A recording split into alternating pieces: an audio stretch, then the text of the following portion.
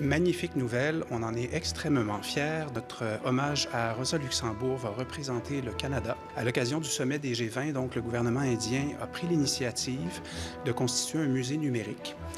Il a sollicité tous les pays membres d'identifier leur chef-d'œuvre national et d'en transmettre copie numérique. La France y est représentée par la Joconde de Léonard de Vinci et ils ont commissarié là-bas une superbe exposition numérique à l'intérieur d'un cube dont les arêtes font 12 pieds.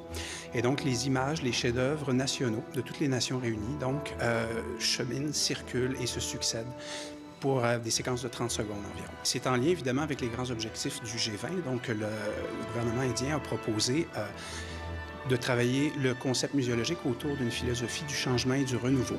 Quelle œuvre pour le Canada pouvait mieux représenter le renouveau et le changement, le cycle perpétuel de la nature, que l'hommage à Rosa Luxembourg? L'œuvre est traversée durant 40 pieds d'empreintes d'oies, de faisans, de Suisse même. Il y a aussi des empreintes de fougères. Donc, c'est un hommage en soi à la biodiversité canadienne, à son écosystème extrêmement riche. C'est une œuvre qui nous plonge dans une expérience qui est sensorielle et émotive exceptionnelle. On est comme absorbé et plongé dans une atmosphère qui est celle, finalement, du territoire boréal canadien.